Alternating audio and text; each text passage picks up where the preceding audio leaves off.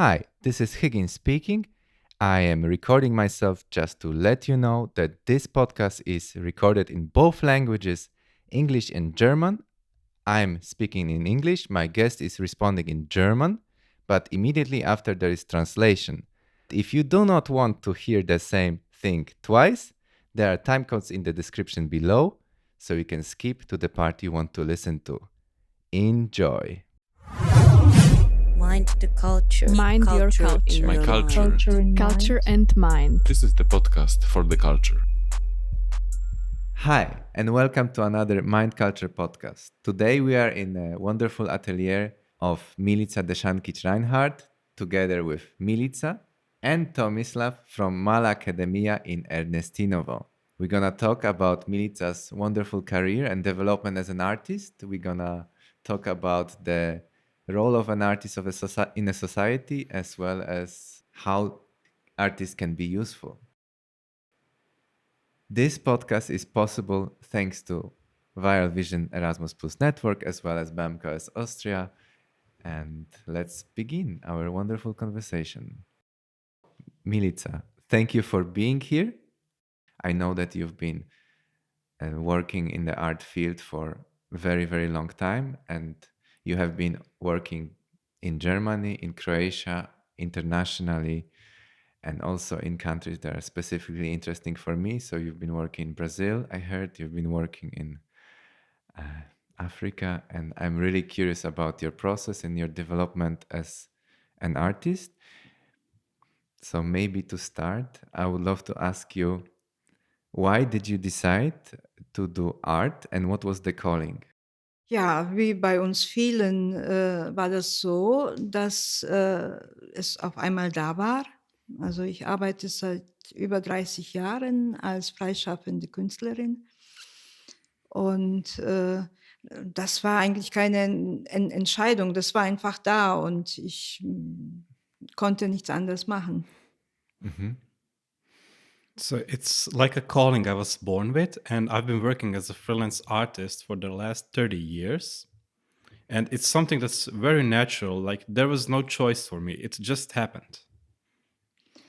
Vielleicht noch, ich habe etwas spät angefangen, weil ich davor 5 Kinder geboren habe und die musste ich erst mal großziehen und dann hatte ich Zeit, ja, richtig anzufangen zu malen und auszustellen und so fing das an, aber erst als die Kinder groß waren. I started a bit later than usual because, firstly, I had to raise 5 children. But as they were growing up, I had time to start with painting and finally start with exhibitions and work as an artist. Maybe that's for me actually interesting. The experience as a mother, does it add to your art? And if it does, how does it add to your art? Das hat mir sehr geholfen in meinem künstlerischen Leben, weil ich in der Zeit gelernt habe, wie man Management macht, um als Künstler zu überleben. So this really helped me out because it taught me how to be a manager, how to manage my time and resources to eventually become an artist. Weil ich habe 4 Söhne und eine Tochter und wenn man 4 Söhne großziehen muss, dann hat man keine Angst mehr später als Freischaffende, meine ich. I was raising 1 daughter and 4 sons, and after raising 4 sons, you simply have no fear in life as a freelance artist. Wow. I find this amazing. And like myself as a freelance artist, I have, a lot of, it's a lot about management, of course. It's a lot about taking risks. It's a lot about investing your time. And I'm just amazed how someone could do this,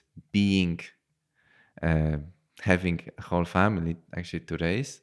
And I think this is very courageous. And I am afraid myself to have family myself because I know how hard it is to be an artist. But I guess there are different levels. Okay, I would love to ask you about the topics that are persistent in your work. I know that you have been very interested in working with certain ancient traditions. I know that you have been interested in researching other ancient traditions, but I would love to learn more from you. And how is your experience? Vielleicht fange ich so an, als ich angefangen habe zu malen, hatte ich verrückte Ideen. Also so Ideen, wo ich Menschen mit einbeziehen möchte in meine Arbeit. Aber das war ja damals nicht so einfach in Deutschland, weil ich bin Autodidaktin, ich habe nicht Kunst studiert. Dann habe ich mir so überlegt, wie mache ich so jetzt meinen Weg, dass ich diese Idee, die ich im Kopf habe, in Südafrika verwirklichen kann oder in Kenia oder in Brasilien oder eben in Deutschland oder woanders. Dann bin ich erstmal diesen Weg gegangen, dass ich ganz viel gemalt habe. Ich hatte irgendwie Glück, dass ich sofort im Museum ausstellen konnte. Mhm. Und dadurch hatte ich wieder Weg oder Zugang zum Kulturministerium. Soweit. So I always thought how I could get people to observe my work, how I could capture them. And I always had these crazy ideas of how I would do it. But since I'm self-taught as a painter, but luckily as time went on, I was able to exhibit my work in galleries and museums, and later I would find connections with the ministry so I could attract more people, not just in Germany, but abroad in Kenya, in Africa, in Brazil, and all around. Das war dann so meine Brücke, wie ich meine Finanzierung finden, weil ich musste ja davon leben, wie ich die Finanzierung gefunden habe, weil über die Ministerien, Kulturministerien in den anderen Ländern habe ich eben erstmal die Finanzierung für mich gesichert und hatte Zugang zu anderen Museen und Galerien und Zugang vor allem zu den Menschen in Ghana, in Kenia, weil ich konnte ja nicht einfach hinreisen und sagen, hier bin ich möchte gerne ein Projekt mit euch machen, sondern ich musste mich absichern, ne, dass ich sicher mich in dem Land fühle, dass ich Künstler da, Freunde habe oder Partner, Kollegen. Ja, vielleicht so weit erstmal mal. With cooperating with various ministries, I was able to work on my finances to make sure I have enough money for all the work, but also that I could connect with the people in other nations. So I could feel safe, secure, to have long-standing partners there, people where I can work with, to make sure that I can simply do my work as an artist there. Und mein erster Gang, also ich habe die Idee, ich habe ein Konzept geschrieben Finanzierungsplan, alles, was man für ein Projekt braucht. Und mein erster Weg war eigentlich in das Kulturbüro von der Stadt, wo ich lebe, zu gehen. Das war der erste Schritt. My first step was to go to the culture office of the city where I live in so that I could secure my finances and work from there. Und dann, als ich diese Hilfe bekam, dass sie mir weiter geholfen haben, an die Fördergelder zu kommen, als es ziemlich sicher war, dann habe ich mir Partner gesucht in diesen Ländern. Ja, und dann sind wir dann, haben da gearbeitet, manchmal 3 Wochen, manchmal 3 Monate. Aber ich habe immer so gearbeitet, dass ich Frauen, Kinder, Jugendliche, Obdachlose, also eigentlich so mit Randgruppen in Favelas, in Südafrika, vor allem in den Townships. So after I would secure my finances with the office, I would look for partners in all those countries with which I can work with, and I would work with them for 3 weeks to 3 months. And I was always targeting fringe groups, homeless, the endangered, the poor, women and children as well. Und was mich immer wieder erstaunt hat, dass die Türen offen waren. Also so waren oft wirklich auch verrückte Projekte und verrückte Ideen aber dann auch sehr schöne, einfache, ruhige Sachen wie Wände bemalen mit Nebele Frauen und vor allem hat mich immer sehr, sehr begeistert, Farben selber zu machen, also Pigmente und dass wir möglichst keine Chemiefarben kaufen und das war in diesen Ländern wunderbar. Also Erde hat total schöne Farbe. I was always amazed at how simple it was and how all the doors were open for me to simply do it with all the crazy ideas and projects to some very calm and relaxing ones. And what always somehow drew me was making my own colors, especially the color of the earth. It has a real draw to me. Ja, und dann war das so, dass es immer mehr Länder wurden, also immer spannender. Also in Kosovo, es wurde auch politischer immer, also irgendwie, wenn man in diesen Ländern arbeitet, wenn man begleitet wird von UN-Soldaten oder in Südafrika, weil wir da in Township nicht alleine sein konnten. Also es war immer irgendwie so ein politisch auch irgendwo. Wir haben uns immer so durchgemogelt mit wir haben viel Hilfe bekommen, dass wir eben im Museum ausstellen können und ich habe immer versucht, Projekte zu machen, wo ich meine eigene Ausstellung habe, weil das nötig war, um Gelder zu bekommen, um Projekte zu machen. Also das war, ohne dieses ging das nicht, weil das Kulturministerium hat immer mein Vita gebraucht, um zu sehen, aha, ist sie aktuell, um mich zu finanzieren.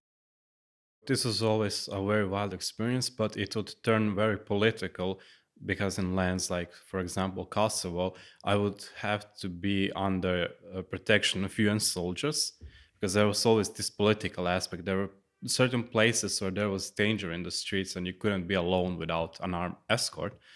But when I also at the same time, when I was doing these exhibitions for this project, I would also have to do my own work as an artist, so that whenever I was looking for the next project, I needed to be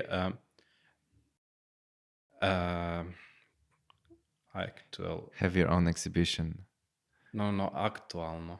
contemporary. I always had to be contemporary as an artist, so that they know that I'm working, that I do exist, and I do some work, so that they would always give me the grants for the next project. What drew you to do work in those countries? Which themes?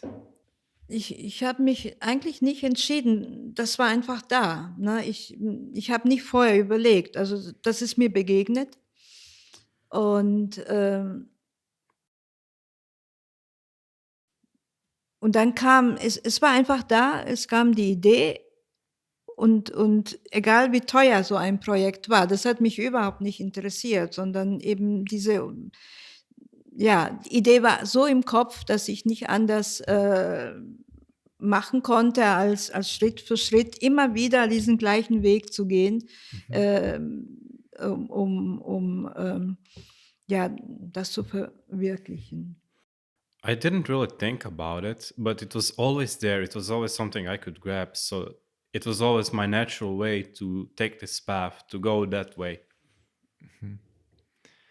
Yeah, I have to say that myself, I had an experience also to initiate from the heart a project of artistic exchange in Uganda because I had a friend in Uganda and also I somehow calling, so I organized crowdfunding to go to do an artistic production in Uganda. Then I organized a residency. Then I then it all worked out, and I was for 3 months in Uganda, and I was creating a project together with local um, poor breakdance dancers, but also some other dancers, and it was just a beautiful experience of learning.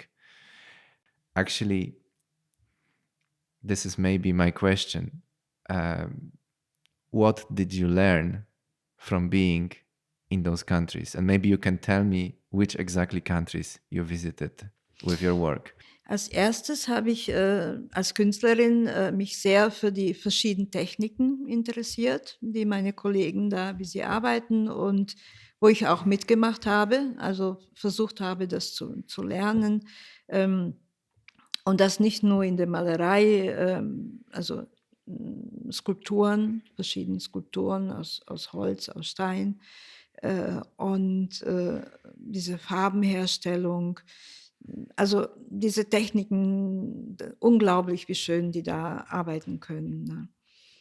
Und dann natürlich auch, ja, was in Afrika, jeder, der mal in Afrika war, das Herz bleibt da und das ist einfach was ein Leben lang bleibt. Also eigentlich war das für mich so ein bisschen gefährlich, weil ich merkte, ach, ich könnte da bleiben. Ne? Und Warum? ja, weil es so ein bisschen, fand ich da so ein bisschen Heimatgefühl hatte ich. Ganz, ganz komisch war das. Also ich fühlte mich da sehr, sehr heimisch. Auch also in Kenia, in Ghana, in Swasiland, Südafrika, Benin, das war eigentlich überall hatte ich so das gleiche Gefühl. Und ich habe heute noch sehr viele afrikanische Freunde und wir besuchen, also im Moment besuchen wir uns nicht, aber als ich in Deutschland gelebt habe, war das normal, so einmal im Jahr, so ein Austausch, dass sie zu mir kamen. Und So I was always drawn into all the various techniques. I was observing my colleagues there. I always wanted to learn all those techniques. But also in Africa, your heart simply stays there. I was always in the danger of making it my permanent home because I was very drawn to the land. I felt like home there. So I'm still in contact with all those people I used to work with. While I was in Germany, we would always visit each other or simply come and hang out. Yeah, I can relate to that. And actually, because of my situation as a freelance artist and because I organized the project in crowdfunding, not with the ministry, for a very long time I didn't have a chance to go back. And I feel I left a piece of my heart there. And it's a part of my life where I feel like a deep pain, actually, because I would love to come back.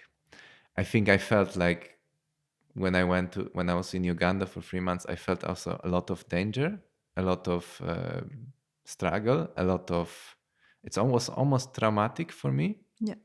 But at the same time, I felt incredible amount of generosity and incredible amount of openness and just not taking everything so seriously and just living the life in the moment that I have never felt like in the in Europe. What is the life of an artist, and maybe what does it give to you? And you said it's something you have to do, you have no other choice.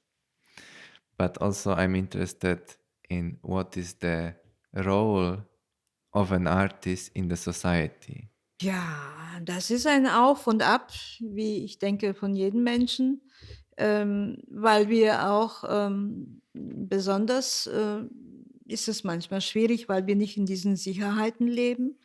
Als Freischaffender musst du immer im Voraus irgendwie deinen Lebensunterhalt finanzieren. So, das ist das eine. Eigentlich unwichtig, aber doch wichtig. Ne? Und das andere, was total schön ist, ja, diese Freiheit, die ich habe, ja, ich fühle mich unendlich frei, so, und das zu tun, ja, was so kommt. Also ich nehme natürlich wirklich aktiv am Gesellschaftsleben teil. Und dann kommt es eben plötzlich so, dass ich eben die Idee habe, wo ich mich einmische mit meiner Kunst, ja. It's a life full of ups and downs because you always have to think of your financial situation. You always have to finance yourself. But at the same time, you also become a more active part of the community. You feel like contributing more. And that also, I think you said that you find you are able to align your ideas with the current trends and needs of the society. Wenn man wach lebt und hinschaut in die Welt, man kann nur arbeiten künstlerisch.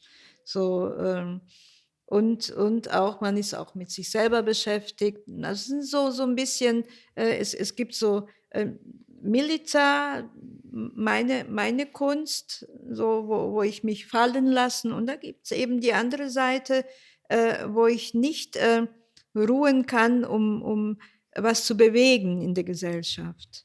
Und das heißt dann wirklich dann mit Menschen gemeinsam künstlerisch zu arbeiten, gemeinsam Projekte zu machen. Also das gehört für mich irgendwie so zusammen, aber es gibt da eine Trennung. So you're always somehow wide awake. You always have some time to work on you, but also to work together with communities and other people in a simple symbiotic way. So you always work together.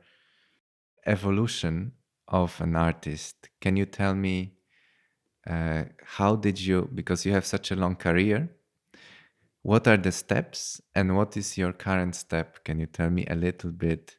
How did you come back from being Milica, traveling around, to being Milica, permanently staying in Ernestinovo with Mala Akademia and so on? Ich habe als Künstlerin die vielen letzten Jahre sehr, sehr viel gearbeitet und habe sehr viele Projekte auch gemacht, sehr viele Ausstellungen und ich weiß nicht, ob du von meiner Brücke gehört hast. Ich habe das mit meiner Kollegin aus Amsterdam gemacht. Das war auch ein 6-Jahre-Projekt. Also diese Projekte, die ich mache, die sind nie irgendwie kurzfristig, sondern meistens dauert alles irgendwie 6, 7 Jahre. I did a lot of work, a lot of different projects. I don't know if you heard about my project, the bridge, die Brücke, I did with my colleague. And it's not a short-term project, but it's a project that took over 6 years. So a lot of my projects are mostly long-term. Als ich dann diese Arbeit in Deutschland beendet habe, habe ich mich verliebt in meinen jetzigen Mann. Wir haben uns zufällig in Österreich, auch ein Kunstprojekt, in den Weinbergen kennengelernt. On a project in Austria, I actually fell in love with a man. We were working together on an art project in Austria in a vineyard. Und dann, von heute auf morgen, bin ich nach Ernestinovo gezogen. Das war eigentlich der Grund. And then from today to tomorrow, I simply moved to Ernestinovo. It was just like that. Und mein Mann ist auch Künstler, er ist Bildhauer und Maler. Well, my husband, he's also an artist. He's a sculptor and a painter.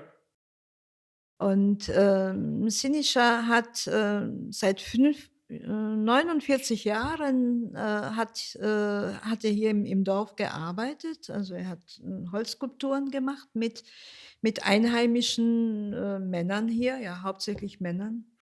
And Sinisha, he's been working here for 49 years, and he's been mostly doing sculptures with the local men here who are working here. Ich bin also in ein Künstlerdorf reingekommen, was ich vorher gar nicht wusste, und habe gemerkt, dass diese ganzen Männer sich überhaupt nicht um Kinder kümmern, dass sie mit Kindern arbeiten, denen beibringen, wie als Bildhauer arbeiten könnten. By accident and by chance, I found out that I was actually living in a village that populated by artists and known for its naive art. But what I noticed that it's all only men. Nobody is teaching all the children anything on how to be a sculptor, how to do it. Dann habe ich von heute auf morgen einen Verein gegründet, Kleine Akademie Ernestinovo. And in a blink of an eye, I also started the Mala Akademija umetnosti, so the little academy of arts in Ernestinovo. Weil ich gemerkt habe, dass die Kinder immer so geguckt haben, so was malt sie, was macht sie, und dann habe ich, wie soll ich das sagen jetzt? Ja, ich hab noch gemerkt, dass diese Kinder sehr verschlossen waren, und habe dann erst ein bisschen nachgedacht und habe gemerkt, das sind Kinder, deren Eltern als Kinder im Krieg waren hier. I would notice that all the children were simply peeking and looking at what are we doing here, what's going on. And so I found interest in them. And I also found out that their parents were war veterans. They were involved in the Croatian War in one way or another. Und ich habe auch gemerkt, dass die verstört waren, dass sie sich ganz still nicht getraut haben. Und dann bekamen sie einfach Blatt Papier, bekamen sie Ton zum kleine Skulpturen zu machen, Holz. Und die haben sich sehr geöffnet. Und dann habe ich gemerkt, wie künstlerisch die auch eigentlich hier sind, ohne dass hier irgendjemand das gemerkt hat. So I noticed that they're all a bit damaged. They're all closed, paranoid. They don't trust anyone. And for me, they were simply like a blank sheet of paper. But as we started working, they would slowly open up. They would earn more trust in each other and the community. Und inzwischen sind sie so frei und lernen alle Techniken, die Künstler so wie Künstler arbeiten. Und also viele von diesen Kindern haben ganz viel Stärke bekommen, Selbstbewusstsein. Und es ist auch so weit, dass ich sie auch schon ins Museum mitnehmen kann. Also die arbeiten schon mit. And as time went on, the children they became more self-confident. So it was already time to start exhibiting their work in museums and galleries. Wir schicken die Arbeiten in andere Länder, weißt du, wenn die da ausstellen, und dann bekommen sie einen Preis Ja, Bewerbungen. Nee, das heißt noch anders. Bewerbung. Aber so ähnlich. Ja. Du weißt, was ich meine, ja. Open calls. Ja. So I would simply look for open projects, open calls where I could start working with them. Auf jeden Fall ist es so, dass wir arbeiten 4 Jahre. Hinzu kam Tomislav seit ein bisschen mehr als 3 Jahren ist Tomislav dabei. Und inzwischen ist es so, dass wir werden hier im Dorf ein großes Haus bauen mit 4 großen Ateliers, mit Kino, mit Ausstellungsraum. Also für Kinder, für Jugendliche und eigentlich für alle Dorfbewohner. We've been working in the past 4 years, and after 3 years, that's when I came. And things slowly started to evolve from there. Right now, we're building like a creative house, a huge place with its own multimedia rooms, classrooms, various rooms where we can do sculpture, painting. So everything is evolving and it's expanding. Und damit möchten wir gerne eben, dass so Austausch stattfindet mit anderen Ländern, weil dann haben wir den Raum dafür. Und das andere ist, dass dass Institutionen wie Theater, Kunstakademie, dass wir miteinander arbeiten, dass sie zu uns kommen und hier Projekte machen und unsere Kinder können dahin. Also inzwischen ist es so, dass wir auch Verträge schon unterschreiben. Hier muss man immer Verträge unterschreiben in Kroatien, sonst passiert nichts. After a while, we were looking for exchange with foreign nations, but we also looked into local institutions like theaters, art academies, and cultural places, which would work with us and which would incorporate our children so we could work together, we could expand. But in Croatia, you always need a contract, otherwise, nothing is going to happen. But luckily, we are finally signing some important contracts. Und damit möchten wir eigentlich einen großen Raum haben. Hier ist es so, bei uns in Slawonien, dass nach dem Krieg die verschiedenen Ethnien nicht mehr miteinander zu tun haben wollen. Also Menschen, die zu Titos Zeiten zusammengelebt haben, ist nach dem Krieg Stille. Ne?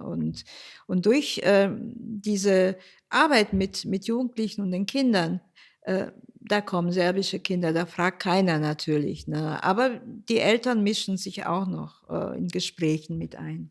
There was always this ethnic tension after the war, so the ethnic groups would mostly keep to themselves. But this opens a bridge between them because now they are all. Nobody asks what ethnicity you are. They all come together. They work together. So even their parents are slowly starting to communicate with each other. This is amazing. I have to say that this is a very important kind of work, and it's amazing that art has this power to bring people together.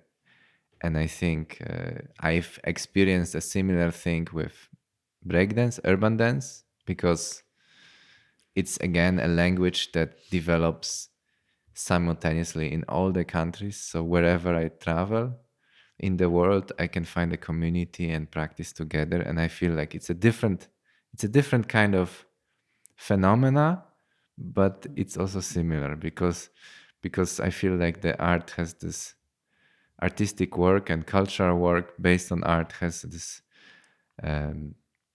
power to bring people together regardless of their Yes. I don't know, skin color or ethnicity or whatever else. Tell me maybe lastly some practical things, because I see some amazing techniques that you've been developing.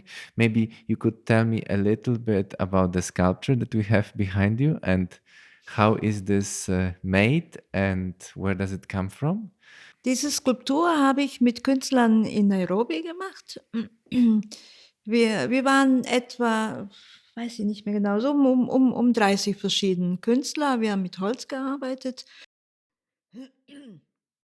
Und die haben eben diese Technik, also man macht erstmal die Skulpturen, verschiedene, manche haben auch Töpfe gemacht oder so. Ne? Und Größteil hat diese Skulpturen, was hinter mir zu sehen ist, gemacht.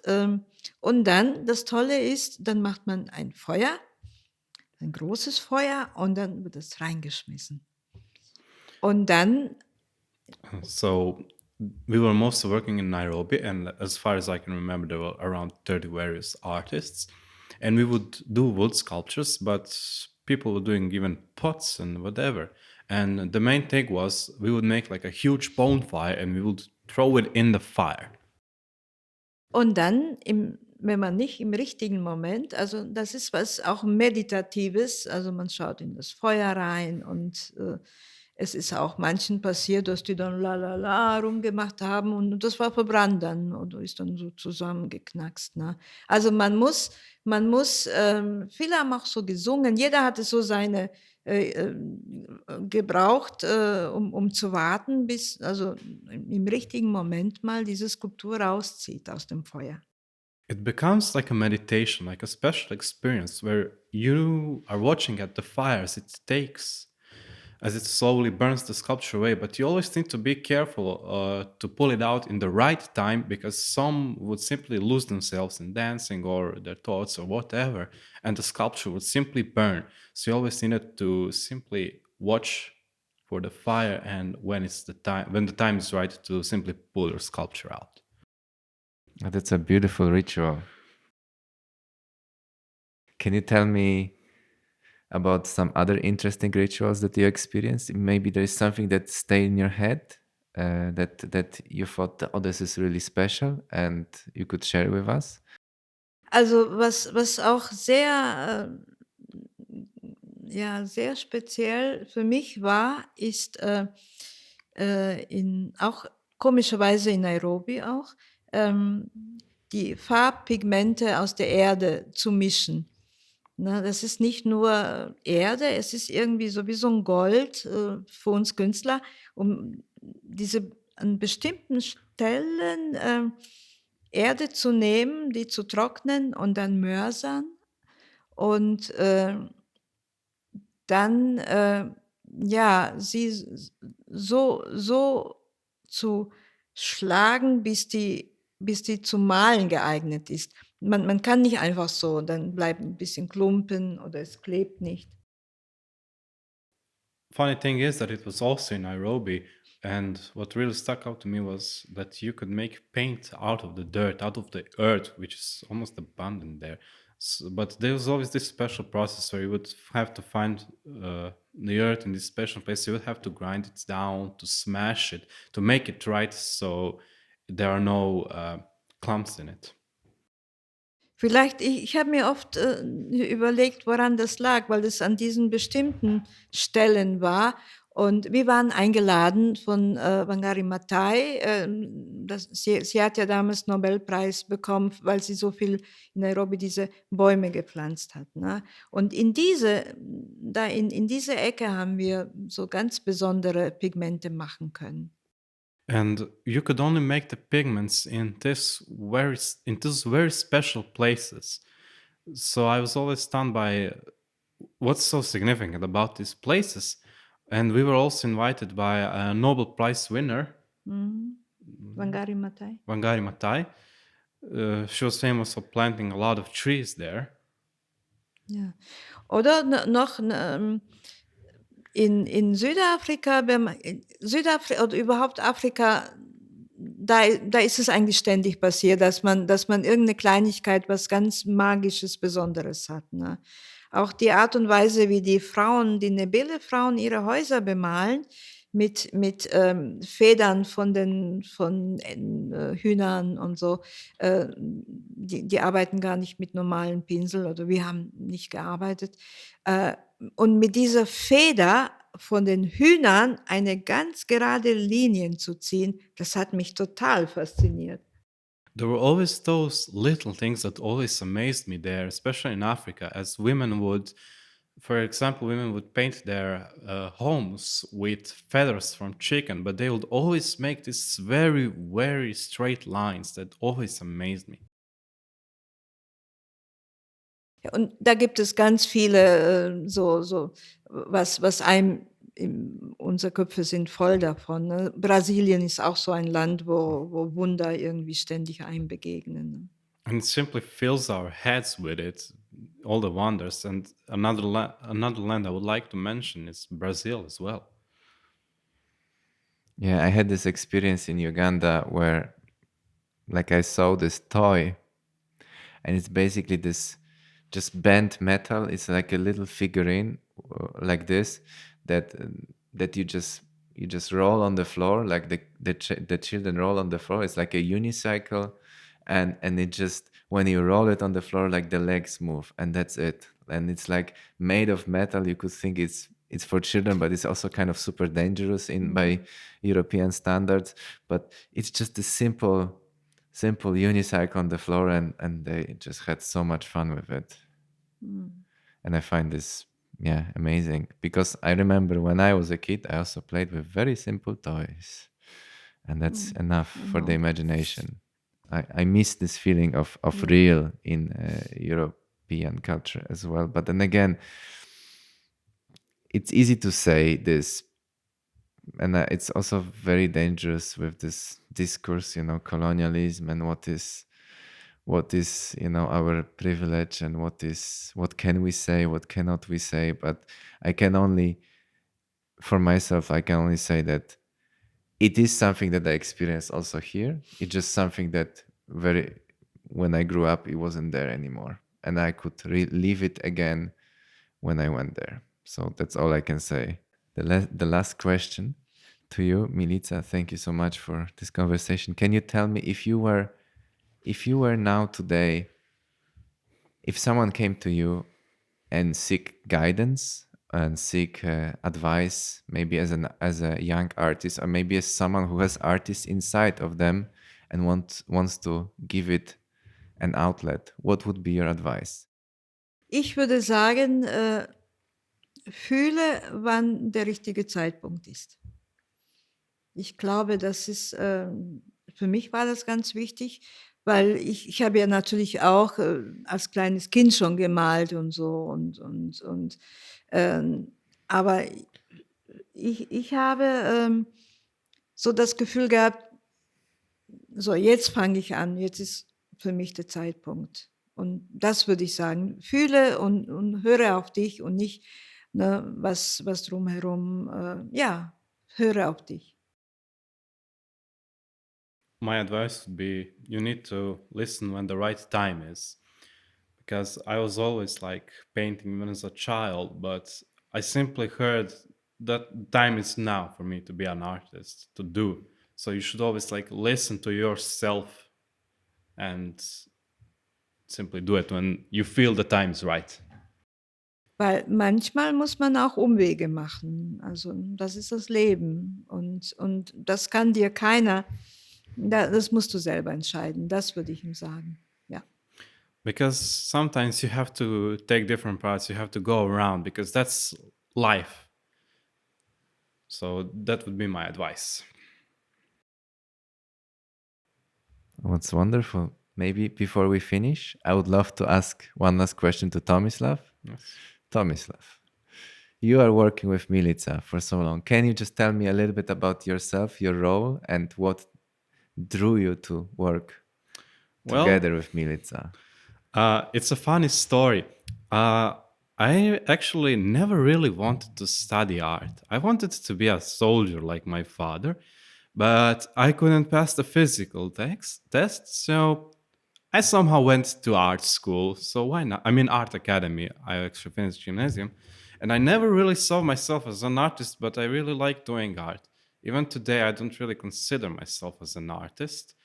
There was a period when I would feel this to be offensive to me when someone would call me an artist, because there was always this stigma around it.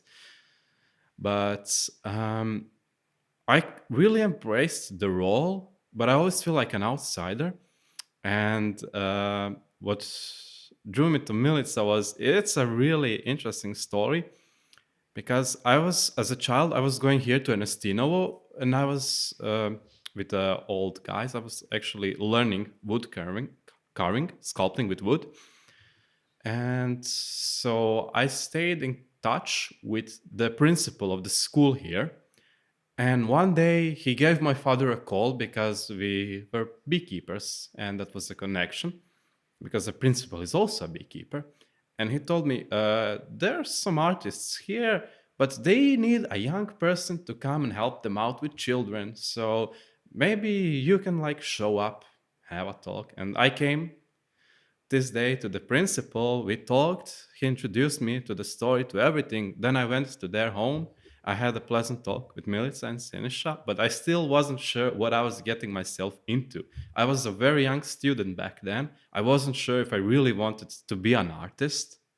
I detested it in a way. I was really close to quitting art school. And then when I came the first day and I saw this bunch, there was like 20, 30 children all running around, screaming. It was like Lord of the Flies. It was some raw. It was wild. They were all there. And then Milica came, and they would slowly come together. They would take the paper. There was a small comb. And Milica, when you see her like this tiny woman and the respect there is. Like she has some aura and they just want to learn. There's like a calm in the storm of all those children. And I was somewhat afraid because I never interacted with children. I was considering myself as a child that day. I didn't know what to do. But then later, a child approached me and she was so warm and welcoming. Sashenka? And I really felt an instant connection with this place. And I thought to myself, well, maybe this is really cool. Maybe I want to work here. Maybe I want to stay here. And as time went on, I really grew a liking to this. I feel a connection to this place. And I'm actually extremely glad to have met Milica because she really is somewhat of a role model for me. And I think she's a great role model for every artist because she really knows how to manage. She has such incredible strength and courage and endurance and stamina. She's always dug in so many papers, but not all the papers are artwork. It's mostly bureaucracy. It's just letters, projects, and everything.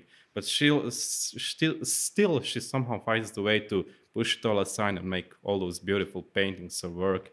And yeah, I'm really happy here. Yeah, this is a wonderful story. Thank you so much. And thank you so much for the conversation. And yeah, I feel very inspired. Thank you. Welcome.